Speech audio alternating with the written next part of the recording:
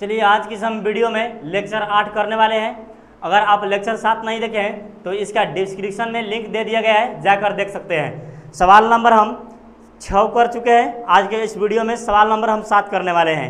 आज जो सवाल यहाँ पर जो 6 और 7 नंबर है ये एग्जाम में बहुत बार पूछा गया है, तो यहाँ 6 नंबर करा दिए हैं। आज की इस हम वीडियो में 7 नंबर करने वाले हैं। बोला कि दो सकेंद्रीय वृत्तों की त्रिज्याएं 5 सेंटीमीटर तथा 3 सेंटीमीटर है।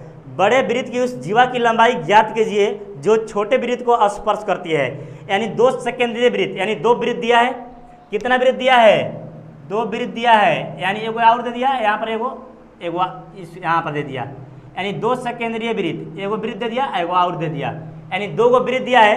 अब बोला है कि एगो की त्रिज्या 5 सेंटीमीटर है तथा 3 सेंटीमीटर है। बड़े वृत्त की उस जीवा की लंबाई ज्ञात कीजिए। यानी बड़ा यहाँ से लेकर यहाँ तक, यानी बड़े वृत्त की जो जीवा की लंबाई यानी व्यास है, यानी यहाँ पर क्या हो गया? पूरा व्यास हो गया, यहाँ से यहाँ तक व्यास बड़ा वृत्त में। यानी बड़ा वृत्त ये ना है, तब बड़ा वृत्त में क्या है? पूरा आधा पारे यहाँ पर पारे, चाहे यहाँ पर पारे, तो ये व्यास होता है। तो बोला है कि यहाँ पर वृत्त की उस जीवा की लंबाई के छोटे वृत्त को स्पर्श करती है। तो दो सेकेंडरी वृत्त बना दिया है, त्रिज्या बोला है। तो यहाँ पर इसका क्या होता है? सेंटर होता है। सेंटर क्या होता है? ओ होता है कि नहीं होता है? ओ। तो ओ डाल देंगे, यहाँ पर क्या डाल देंगे? पी डाल दें, यहाँ पर पी डाल देंगे। इसका नाम ए डाल देते हैं, इसका यहाँ पर बी डाल देते हैं। इसको यहाँ पर बोला क्या बोला है? छोटे वृत्त को क्या करती है? छोटे वृत्त को स्पर्श करती है। इसको यहाँ से हम मिला देंगे। तो छोटे वृत्त का बोला है स्पर्श करती है। यानी छोटे वृत्त, यहाँ पर जो छोटा वृत्त है इस पर स्पर्श कर रही है कि नहीं कर रही है? हाँ, यहाँ पर मिल रही है।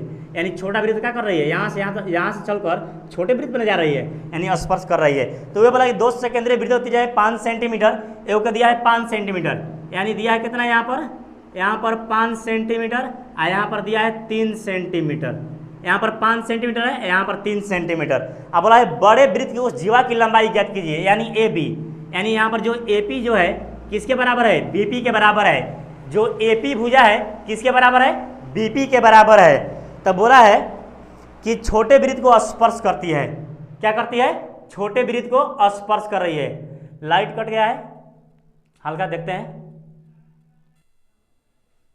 चलिए देखते हैं इसको। बोला है कि 5 सेंटीमीटर 3 सेंटीमीटर है। बड़े वृत्त की उस जीवा की लंबाई ज्ञात कीजिए जो छोटे वृत्त को स्पर्श करती है। यही ना बोला है क्वेश्चन में। तो सुना था यहाँ पर ए बी क्या है? बड़ा वृत्त का क्या है? व्यास है। और जो ए पी जो भुजा है किसके बराबर है? B P. यानी ए पी का जो मान आएगा, ए पी का 3 सेंटीमीटर, तो बी पी कितना हो जाएगा? 3 सेंटीमीटर। अगर ए पी का मान 10 सेंटीमीटर तो बी पी का मान कितना होगा?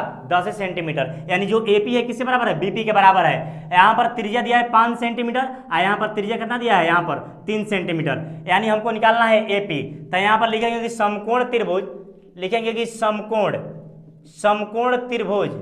यहाँ पर क्या हो रहा है? समकोण हो रहा है। कोण पी क्या है? समकोण है। तो एओपी में कोण पी बराबर कितना हो जाएगा? कोण पी बराबर 90 डिग्री। कितना हो जाएगा? कोण पी बराबर 90 डिग्री। तब फॉर्मूला पढ़ाए हैं, आधार ना है।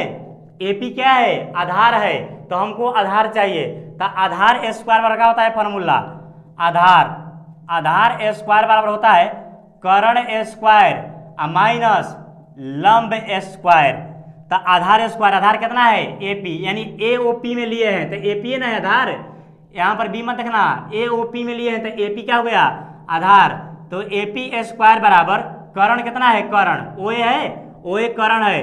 तो ओए का होल स्क्वायर, माइनस है तो माइनस, और लंब कितना है? ओपी है।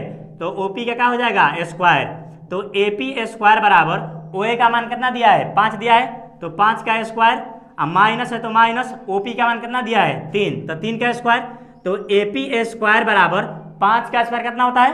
25, और 3 का स्क्वायर कितना होता है? 9। तो एपी स्क्वायर बराबर 25 में से 9 जाएगा कितना हो जाएगा? 16।